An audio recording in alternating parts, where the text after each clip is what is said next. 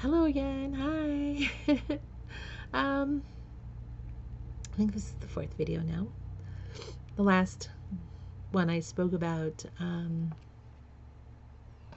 my childhood, grade school, and my desire to find normal, to try and find peace and comfort in all the chaos that I was experiencing. So here we go. I believe, yeah, I was searching for something better.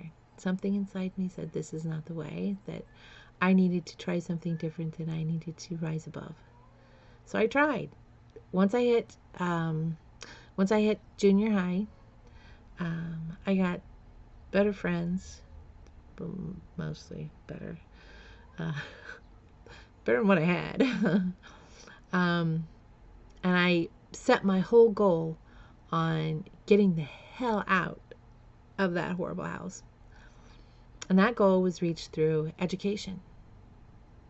Because I thought to myself, well, this is what they always teach you. Oh, they can't, education is the key. They can take away everything else, but they can't take away your knowledge. Which is true. Once you know something, once that idea has become a fundamental part of your soul, your very being, they can't take that away. They can try, but they can't. Remember that. So that's what I did. I became that super student. I studied extra hard. I was on the honor roll. I didn't miss a day of school from junior high until I think it was my senior year that I missed a couple days. I think I missed one day, when I was on the swim team, because I kept getting ear infections, really bad ear infections from the water. And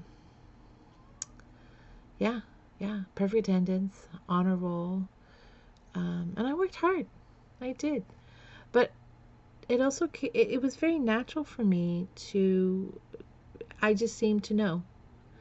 I did well, especially with reading and writing.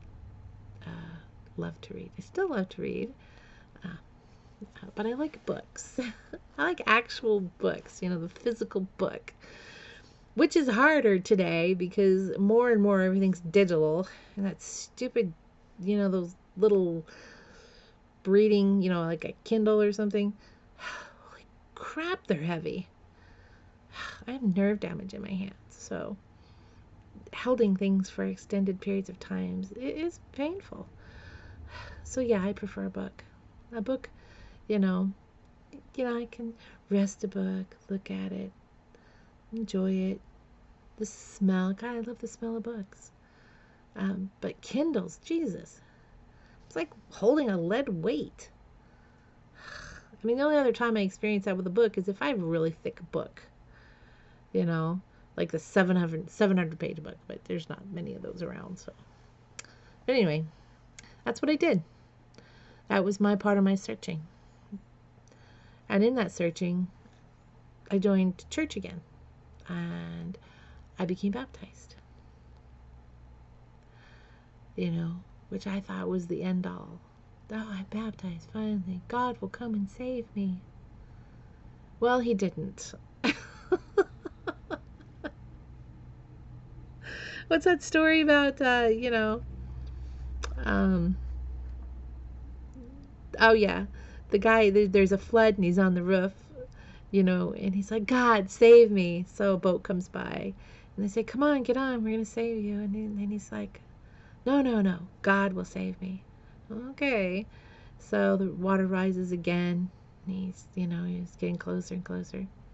And another boat comes by. He says, hey, come on, jump on. We heard you're out here. No. God will save me. Okay. So they leave. Last ditch effort. Helicopter comes along. He's at the very top. The water is rising. It's dire. And so then they offer him, come on, grab the rope. We're going to save you. No, God will save me. God did not save him. He didn't reach down there and pluck him up out of the water. The man drowned. And when he gets to heaven, he asks God, well, why didn't you save me? He said, well, I sent you 2 boats and a helicopter. What more do you want? So yeah, I thought that was always kind of funny. Well, I think it's a Greek saying, actually, that says, the gods help those who help themselves. So, yeah, I'm expecting God to come down, to pluck me out of my misery and boom, show me a great future. But it didn't happen. It never happened. Not ever. And I'll get to that. But life went on. She was still abusive, nasty. My father had fallen into such despair. He'd gained a lot of weight. I mean, my father used to be this great, big, huge man. I mean, hell, he was in the Air Force. He was buff. But this time, by the time I was 13, 14 years old, or, that was it 12? I think 12 or 13. He had just collapsed in on himself. He gained weight. He grew so old. This makes me sad because he was beautiful. No matter what my brother, no matter what he said, my father loved us. But he was so broken. And he wouldn't leave my mother because back in the 1970s, 80s, as a man, you had no right to your children. You can save them. Our system, our child protection system was just so broken. I mean, I think it's still kind of broken sometimes. But back then it was, who cares? And he stayed because he tried to leave and he wanted to take us with him. And she told him that if he did, she'd kill us all. And he believed her because she was just that crazy. She would kill us all, and then and before that, before she killed us all, or if he did try to take us, she would turn him in for welfare fraud, even though she was the one committing the welfare fraud. Don't ask. That was my mother. That's how she thought. That's what she did. Sweet Jesus. What a mess.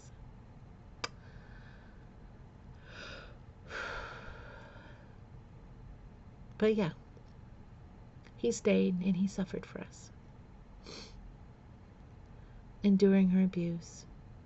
And he never once laid a hand on her, because that just isn't, that back then, my father was raised, you don't hit a woman ever. And so he took it. He took her beating on him, her crazy rants, her abuse, and he stayed there because he was afraid. He couldn't leave. Which I thank him for. I thank him for it. Without him, God, our lives would have been just sheer terror. I really don't think we would have survived. I just don't think we would have survived. But it cost him. It cost him the rest of his sanity, his health, his hope. He was so depressed, never smiled, barely spoke, smoked all the time, and he just sat there in his white t-shirt and jeans and took it. It's hard to remember this. I'm sorry.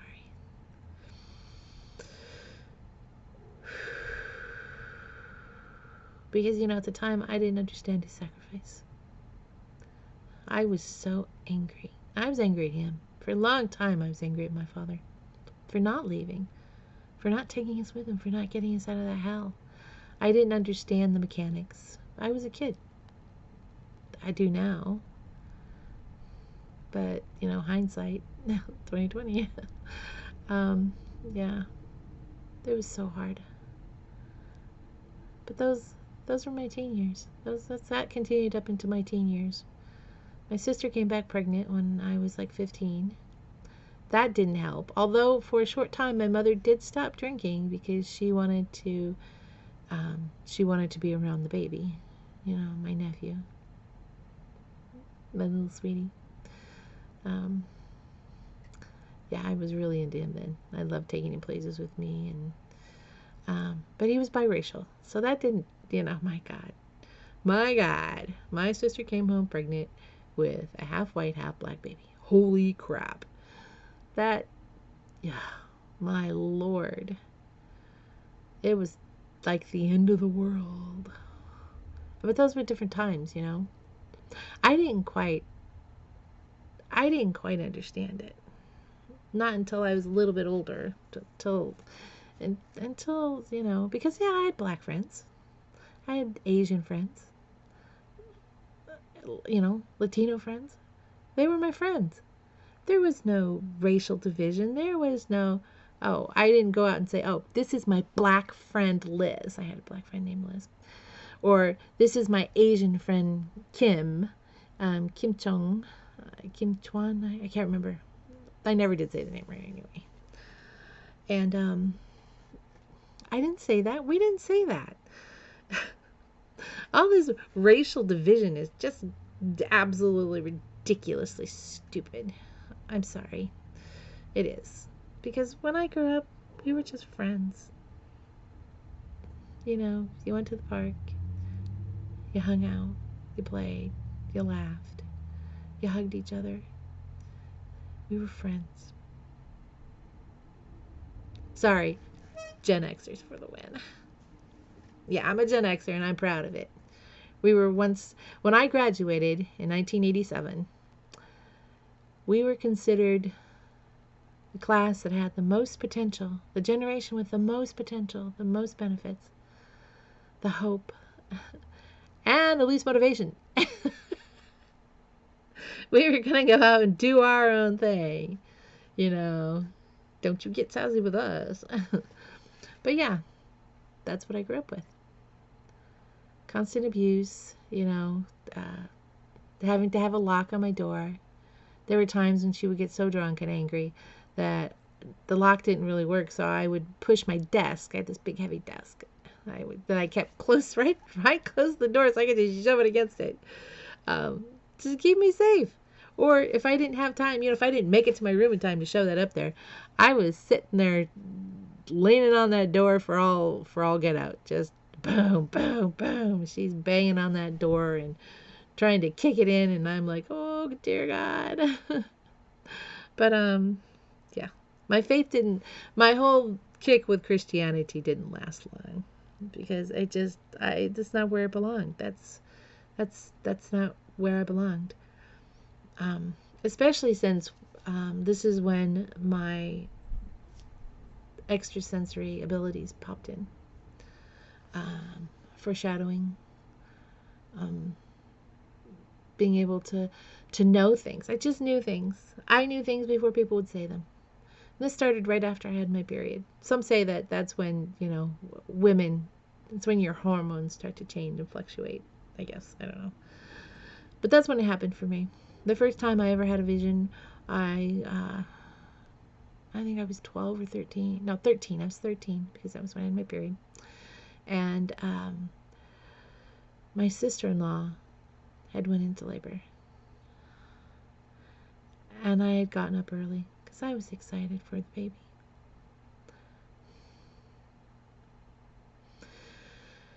And as I lay back on the bed, I just got dressed. I was a little tired still, and I laid back on my bed. And all of a sudden, you ever see you ever see a negative? The black, what is white is black, what is black is white. But it was all red in this vision. It was red. There in this vision was this crying baby with its mouth open, screaming, but no sound was coming out. It was in pain. It was suffering. And it was dead. It died. And I pulled up right out of my bed. I mean, 13-year-old having that kind of a vision, it pretty much freaked me out. And I was panicked. I was like, oh my God, it's Vicky's baby. It's her baby. I'm sorry, that's my sister. I didn't mean to say her name. But anyway, her baby was dead. And it just, It was like someone had like punched me right here in my solar plexus, you know? It, I can still feel it. Sorry. It was so strong. And the phone rang. Which, the phone rang. I'm in my bedroom. I can hear it ring, and it startles me. I'm freaking out. I'm like, oh my God, oh my God, oh my God. And I run out there, and you'd think I was trying to rip that phone out of the wall. I'm like, what? Hello? And it was my sister. And she said, Liz, I need to talk to Mom. Would you please put her on? And I'm like, what's wrong with the baby? And she just became silent. She goes, what? I said, what's wrong with the baby? Because she had been up there with my sister-in-law. I knew that. She goes, Liz, please, just let me talk to Mom. And this was a big deal because this was her firstborn. They had attempted, this was like their third try. She'd miscarried twice, and this was their third try. It had come to term. And I just knew. I put the phone down, and I went to get my mother. And she was so heartbroken. She started to cry on the phone. I could hear him talking. And the baby had been born malformed. They'd had so many issues, so many problems. They'd only lived for a short while. So they asked her, it was still barely alive, but they asked her, they said, do you want to come up and hold the baby? It's before they take it off life support, It was so hard.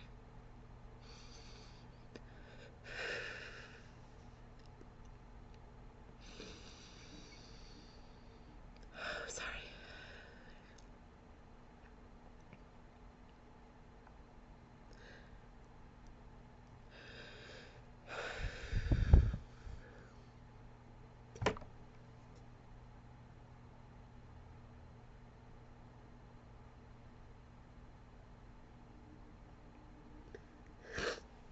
Sorry. It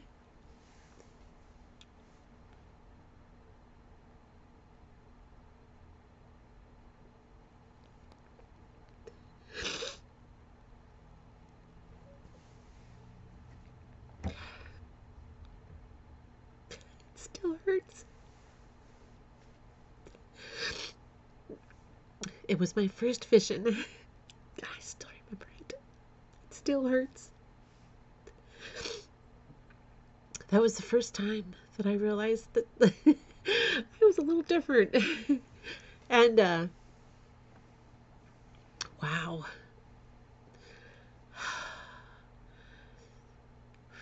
I went up there to the hospital, but I wasn't allowed in because I wasn't old enough. But we all went up. They got to say goodbye to the baby. And, wow, that was overwhelming. I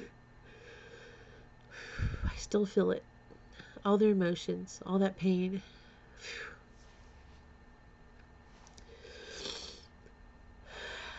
Okay. But that was what my first vision was of death. I didn't understand that it was like something that was going to be recurring in my life. But yeah, I remember that. And it was intense. And then after that, I started having more visions and more visions and more visions. And they were always sad. I knew when people would die. I became the family banshee. What a horrible thing, right? What a horrible, horrible thing, a gift to have, I thought. Of all the things I could have, it was more than just knowing when people are going to die, but, like life-changing events. Like I knew when my best friend's mother was pregnant. She said, you're not going to believe what happened. You're not going to believe this, but I said, oh, your mom's pregnant. I just blurted it out. And she's like, how did you know that? And I'm like, I shouldn't have said that. Because I can't try to keep it to myself. I didn't like to, because back then, oh God, she's crazy. She thinks she knows things. Yeah, well, I did. And it was awful.